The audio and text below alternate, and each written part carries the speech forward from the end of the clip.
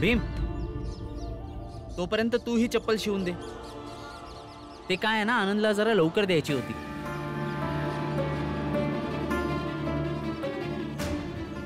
तुम्ही दोघांनी मला वचन द्या, या दुकानात तुम्ही कधी भी नाही येणार आणि मला वाटत नाही की माझ्या पोरासनी अभ्यास सोडून आमच्या कामामध्ये साथ द्यावी। म्या तुम्हासनी वचन देतो बाबा।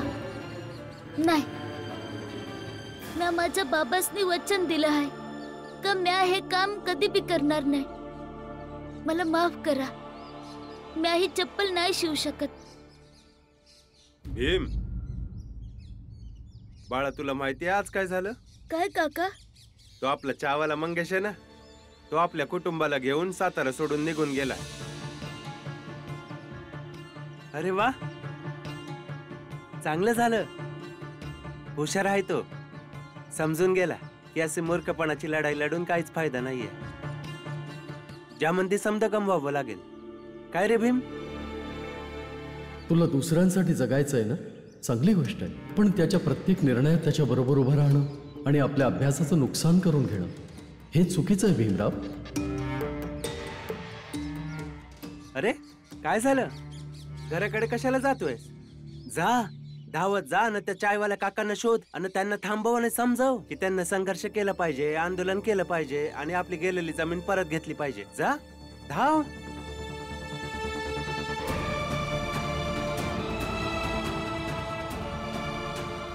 काय झालं भीम? काहीच बोलत नाहीयेस तू?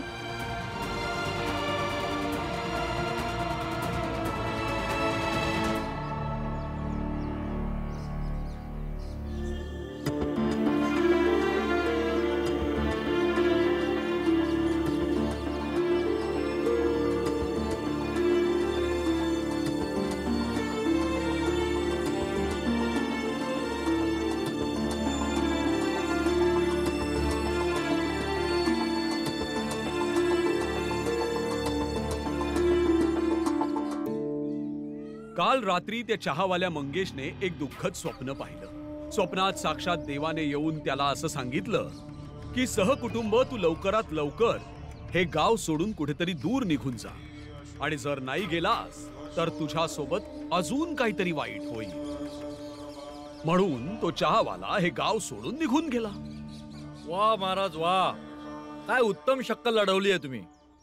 मी लगेच जाऊन ही गोष्ट समदेसनी सांगतो या। महाराज, जर मंगेशने ते घर सोडलं आहे तर त्या घरामध्ये म्या राहू शकतो का?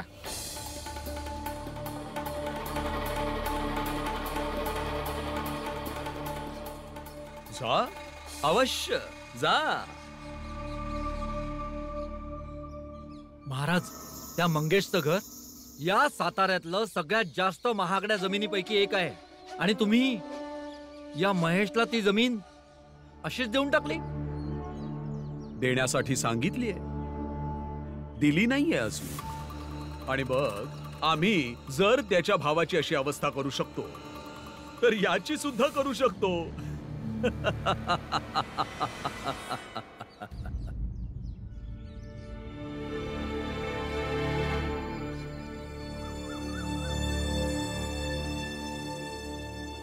जेवण नाही बनवतेस? आत्या आल्या होत्या, त्यांनी आपल्या दोघांना जेवायला बोलवलंय। हो, तसं मला पण बोलल्या त्या, पण आपण नाही जायचंय। का? कारण अशा या अस्पृश्य लोकांबरोबर खाण्यापिण्याचे संबंध आपल्याला नाही ठेवायचे आहेत म्हणून। मी जाणार, आणि तुम्हालाही यायला पाहिजे। तुम्ही विसरलात का? याच अस्पृश्य समाजाच्या लोकांनी आपल्याला आधार दिला, आश्रय दिला, आणि काय तुम्ही हे पण विसरलात? कालपर्यंत आपण चोरी करत होतो, आणि आज यांच्यामुळेच आपण 2 पैसे मेहनतीने कमवत आहोत आणि आनंदाने खात आहोत। दुसरा काय उपाय नव्हता म्हणून। आणि जर आश्रय दिला नसता ना तर मेलो नसतो आपण। मेलो तर नसतो, पण भटकत असतो, आणि चोरी करण्याची वेळ तर कधी ना कधी आलीच असती ना। हल्ली तोंड जरा जास्तच चालवायला लागलीस तू। सांगितलं ना नाही जायचंय आपण, म्हणजे नाही जायचंय। तर मग चला माझ्यासोबत, आणि सांगा त्यांना की तुम्ही त्यांच्यासोबत जेवण का करू इच्छित नाही, आणि हे सुद्धा सांगा की तुम्हाला त्यांच्यासोबत काम करायचं आहे, आणि वेळ आली तर तुम्हाला त्यांची मदतही पाहिजे, पण स्पृश्य समाजाचा भ्रम डोक्यातून नाही जाणार। आई आली।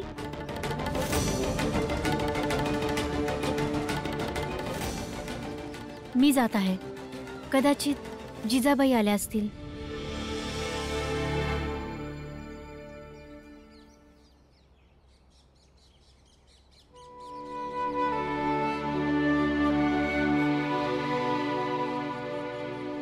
ये जिजाबाई, स्वागत आहे तुझं.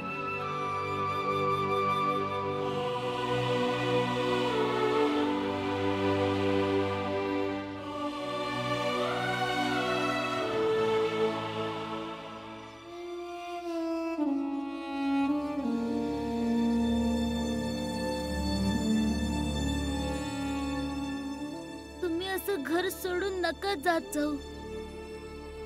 नाराजी असेल तर नाराज राहा, पण सोबत राहा. सोबत राहता राहता सोबत राहण्याची सवय होते ना. आणि मग जर कोणी गेलं तर समजा सुन सुन वाटायला लागतं. कबीर प्रेम ना चखिया चखिना लिया सा सोने घर का पाहुना ज्यों आया त्यों जा. वय आई, कुठं बी जाऊ नको आता तू. वय नका जाऊ ना. तुम्ही जिजाबाई आहात का? वय हीच आहे. तुम्ही कोण? मी या घरात खूप आधी होती, जेव्हा तुमच्या जागी भीमाबाई होत्या. आज तुम्ही त्यांच्या जागी आहात. या घराचे खूप उपकार होते तेव्हा माझ्यावर, आणि आजही करत आहेत. बस असं समजा की तुमच्या घरच्या उपकारावर जगणं सुरू आहे. आता समधी आलीच हाय तर चला जेवून घेऊया. आईला भूक लागली असेल. अनम्या तुमच्या आवडीची भाजी आणली आहे. चला जेवून घेऊया आपण. ये ना आई, चल की ग.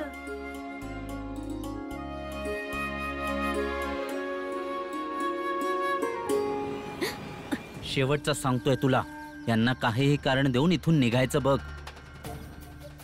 तर तुम्ही जाऊन स्पष्ट सांगा ना. जा, ये तू जेवून. आल्यावर सगळी तुझी हाडं तोडून ठेवतो.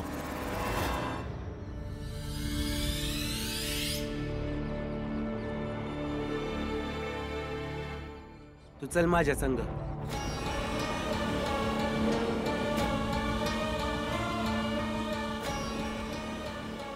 वेडा झालायस का तू? काहीही बोलत आहेस. आज रातच्या जेवणानंतर मी तुझी वाट बघत राहीन. तू काय तो निर्णय घे की खाऊन झाल्यानंतर नवीन आयुष्य जगण्यासाठी तू माझ्या संग पळायला तयार होशील, की परत आपल्या नवऱ्याकडे जाणार आहेस, जो तुला परत मारेल. आज मारेल, उद्या मारेल, कदाचित पूर्ण आयुष्यभर मारेल. निर्णय तुझाच आहे.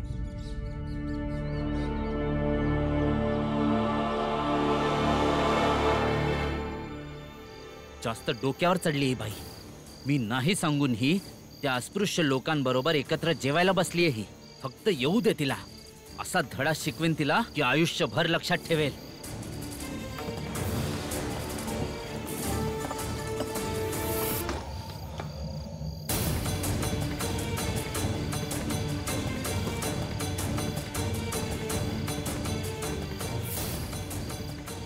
तू फक्त घरी ये ग.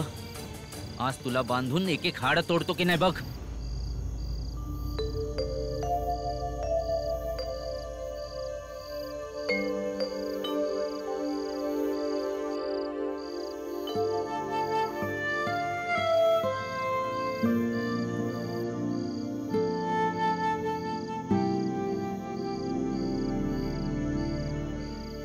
ह्यो संदेश कुठे राहिला?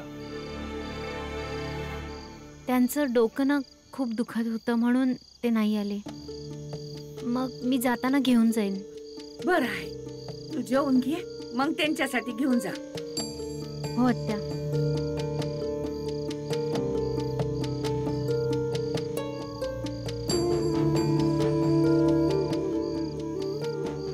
तू काय तो निर्णय घे की खाऊन झाल्यानंतर नवीन आयुष्य जगण्यासाठी तू माझ्या संग पळायला तयार होशील, ती परत आपल्या नवऱ्याकडे जाणार आहेस, जो तुला परत मारेल.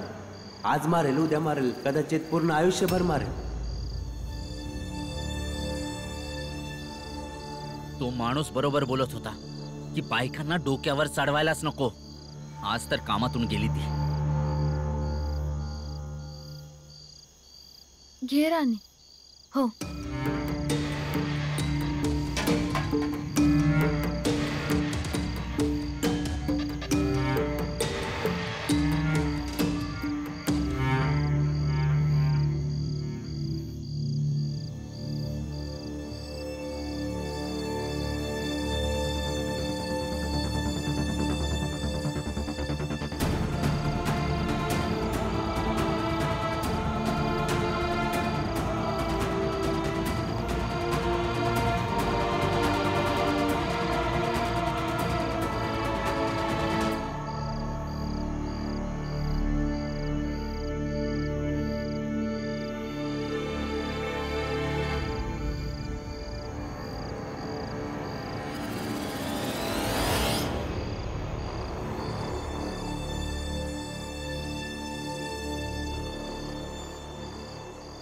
आज मारेल, उद्या मारेल, कदाचित पूर्ण आयुष्यभर मारेल.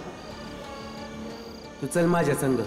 आज रातच्या जेवणानंतर मी तुझी वाट बघत राहीन.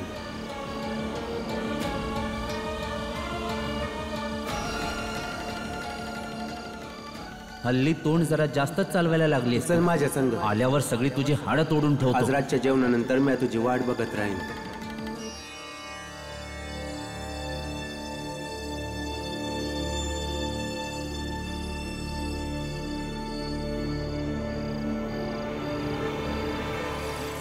बाळा, मला पळून घेऊन चल. मला इथे नाही राहायचंय. मला रोज मार नाही खायचंय. मला पळून घेऊन चल.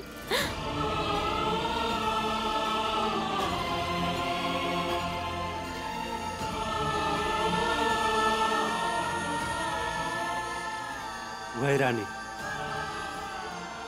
चल इकडनं कुठेतरी लांब निघून जाऊ. चल.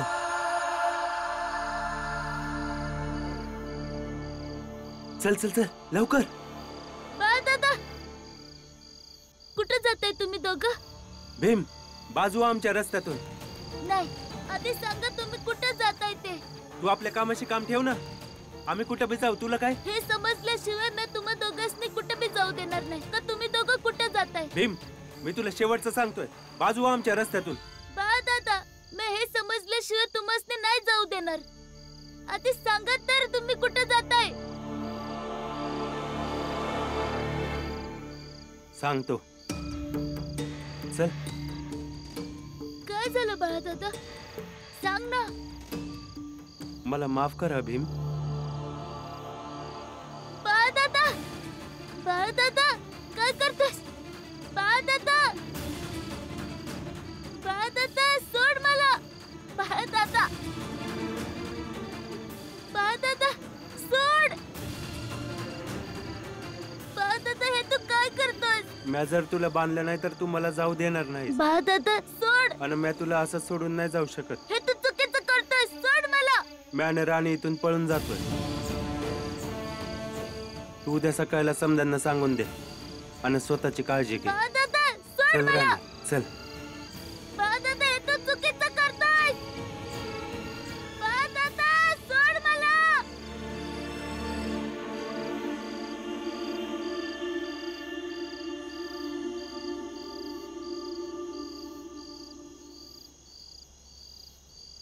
जिजाबाई,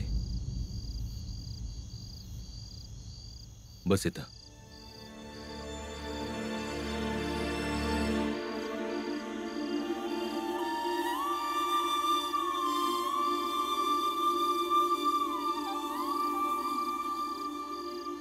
हे बघ जिजाबाई, मी तुझ्याशी खोटं नाही बोलणार.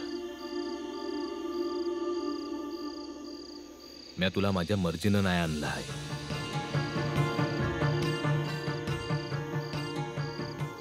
बाळानं मला सांगितलं की मी कोणासनी बी आनंदी नाही ठेवू शकत आहे. कोणासनी समजून बी घेत नाही आहे. ही गोष्ट समद्यांपुढे सांगून मला अपराधी बनवला आहे. बनवलं म्हणजे? तुमची बायको तुमच्यापासून एवढ्या दिस दूर होती, यासाठी तुम्हासनी स्वतःहून अपराधी नाही वाटलं का? वाटलं. बाळाच्या बोलण्यामुळे वाटलं. आणि ही गोष्ट बी खरी आहे की दबावाशिवाय मला भी हे वाटलं की तुझी मनधरणी करून तुला परत आणलं पाहिजे.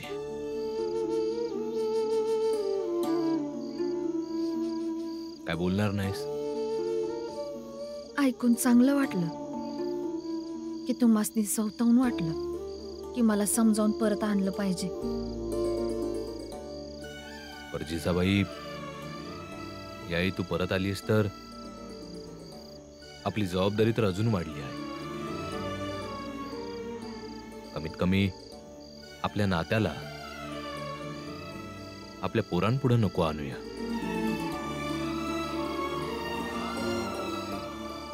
कारण पोरं आता मोठी होत आहेत ग. पुढे त्यांचं लगीन बिगीन होईल.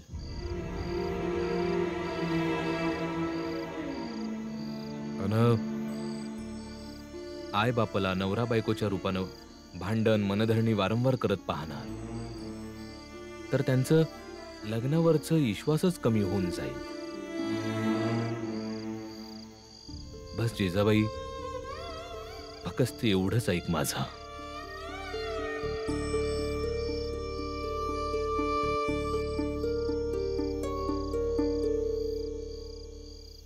दूध पिऊन घ्या.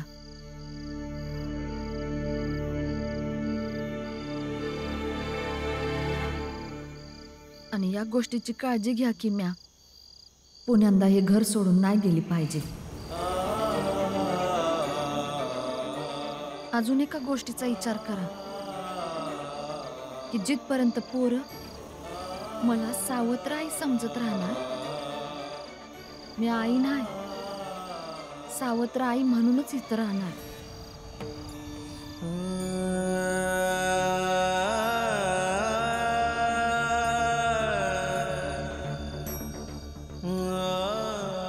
हे घ्या, पिऊन घ्या.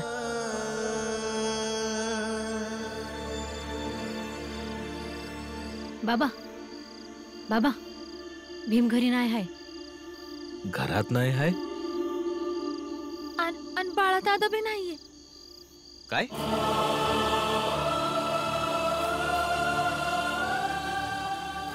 एवढ्या रात्रीला हे दोघं कुठे गेले असतील? चला बघूया. हे भीमची नाटकं कधी संपणारच नाही.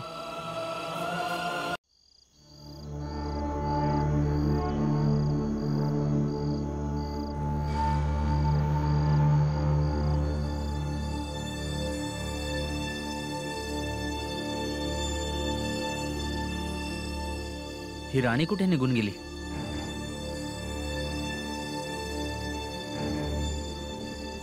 भाऊ भाऊ भाऊ समधीकडे पाहिलं पण बाण भीम कुठं बी नाही गावले.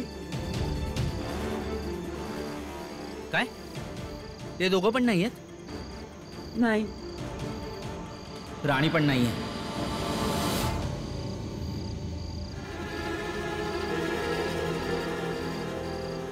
पण राणी तर तुमच्यासाठी जेवण घेऊन घरीच गेली. मला समजलंय. आता सोडणार नाही मी तिला.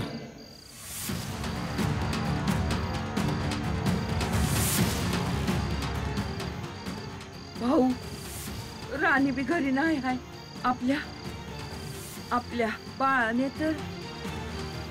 या बाळानं तर काही गडबड नाही केली पाहिजे. तू तुळसा मंजुळाला सांभाळ, आम्ही दोघं जाऊन येतो. चल.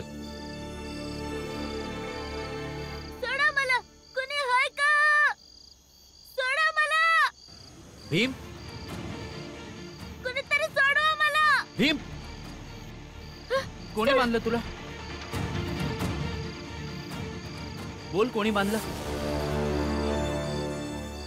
बोल, काहीतरी विचारतोय मी. बाबा, बाबा, बाबा दादा राणीताई संग पळून गेला. काय?